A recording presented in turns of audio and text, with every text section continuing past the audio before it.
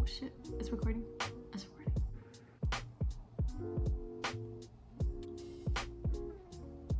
Okay, now I am ready. Let's go. Hi guys, welcome back to my channel. Today I'm going to be discussing my birthing story. I had a really good pregnancy. I only threw up maybe 3 times the whole entire pregnancy. I didn't even have that many bad cramps. I was like, oh, this baby's easy. No. When it came time to actually have the baby out, it was painful. You know, sit down and get ready. I had Luna when I was 20. My due date was September 26th. I was like, oh, you know, maybe I'll be another September baby because in my family, almost everybody's born in September. Came October 5th, great. But before we get to that part, I was like not having my water break or, you know, any contractions, anything. I didn't have any of that, and I was already 40 weeks pregnant. They had to force the contractions, and they were like making my body feel the contractions, and they were making them like higher and higher doses because I couldn't push the baby out. You know, time came by and they were like, oh, is it working? And I was at the hospital, and my husband, my boyfriend, was soon to be husband, because yeah, he got me this ring. I'm gonna go off topic. He got me this ring, like a promise ring, you know, and it's opal. I was born in October and she's opal. Isn't that freaking crazy? Anyways, let's go back to the video. Okay, so I had to go to the hospital, get put into bed, and make sure that they were giving me doses, the contractions needed to push the baby out. And I was like, okay, you know, I have my boyfriend and he was there nurturing me and there with me throughout the process, and I had my mom. I believe that night they could stay in the room with me. My boyfriend stayed that night, and it was like, okay, I'm just gonna have the baby tonight in my head. But no, it wasn't like that. I didn't dilate much. And so the second day it was the same. They were putting higher doses, and I was like, oh my god, this baby does not want to come out. Proceeded with what they were doing, but it wasn't working, and my water didn't break. So one of the nurses freaking shoved her hand up there and broke it for me. So that's how my water broke. I was there for about 2 days and nothing. So the third day they were like, you know what, we are going to have to do a C-section. And my boyfriend was there, and you know, I started bawling my eyes out because I was like, you know what, like I didn't ever think that I would have to go through a C-section. Body's not gonna be the same. I looked after pregnancy, like you think that it's just like, oh, you know, have a baby and your body slowly goes back to normal, and you know, but no, it's nothing like that. Like I still have scars. I still have my C-section scar. It's not that bad, and I'm proud of it because, you know, it brought Luna into this world. I'm always gonna have like a part of her with me no matter what. You know, those phantom kicks feel hella real sometimes, and I'm like, oh, my baby. And my boyfriend's like, no. I keep going off topic, I'm so sorry. So I had a C-section and my boyfriend was there, and since it's C-section, he couldn't be in the room, so he had to wait for me and I had to wait for Luna to come out. So I was lying there and just like bawling my eyes out, as I was saying, and dude, I was like, dude, my world is like, you know, you have to make a decision, and you have to, this is the only way the baby's gonna come out. So I was like, okay.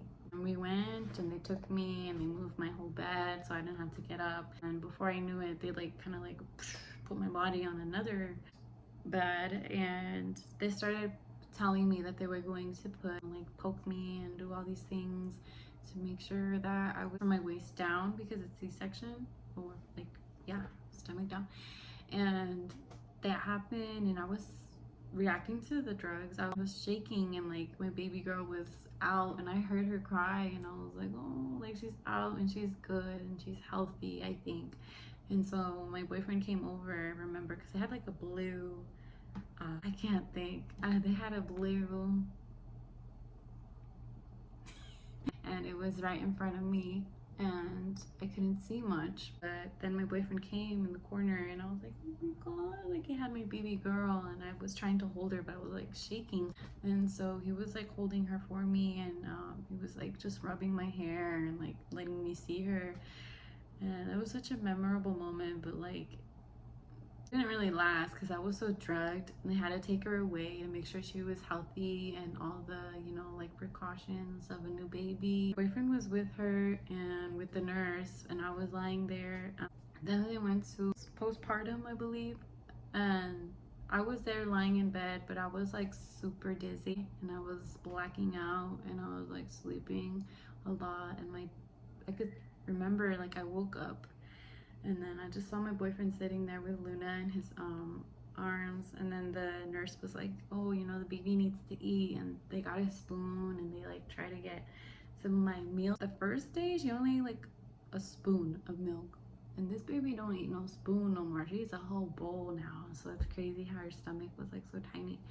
And I remember I was just lying there and I was like, oh my God, like I want to hold her and be with her already.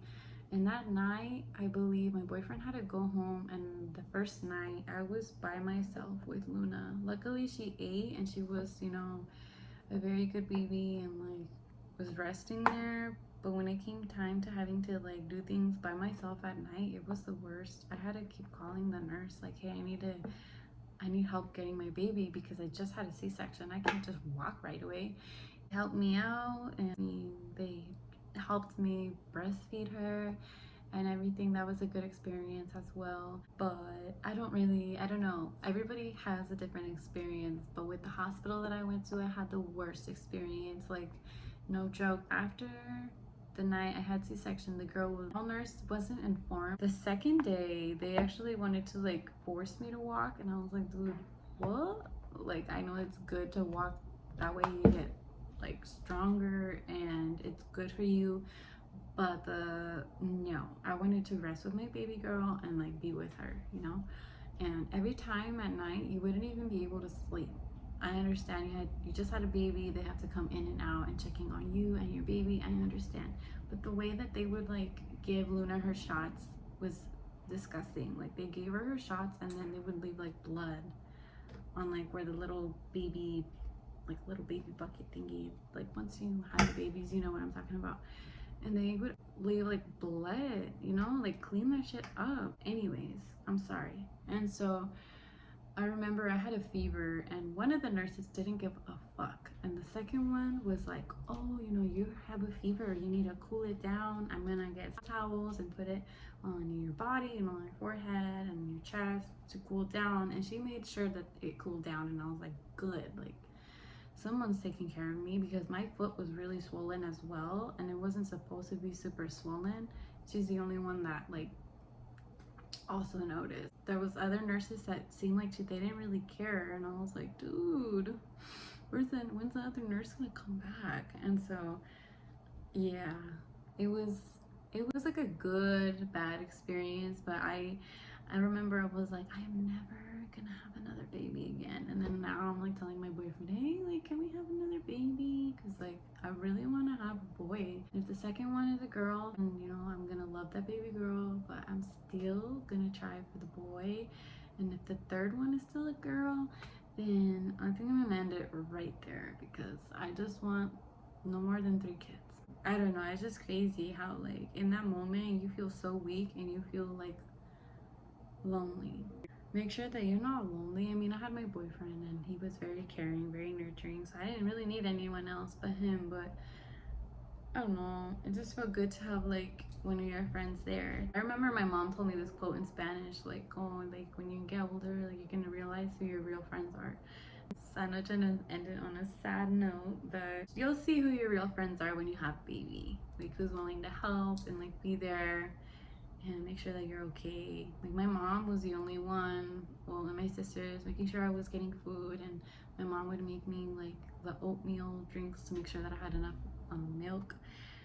So my mom was like the real MVP during my pregnant stage. I remember Luna was almost 8 pounds and 12 inches, something like that. So she was a big baby. I ate a lot of burritos, a lot of fruit, a lot of everything when I was pregnant, so that's probably why. I'm just glad that everything, like, I'm not there anymore. I'm in a good state. So I just wanted to share my birthing story with you, and I just wanted to let you guys know like how my C-section experience was. I wasn't expecting to have a C-section, but I did have a little like scar to always be like, oh, you know, I had my baby in here a long time ago. A little story, since you know we're in quarantine, it's boring. Like I literally was like, I want to make a video just so I can get my makeup ready and get dolled up for a video.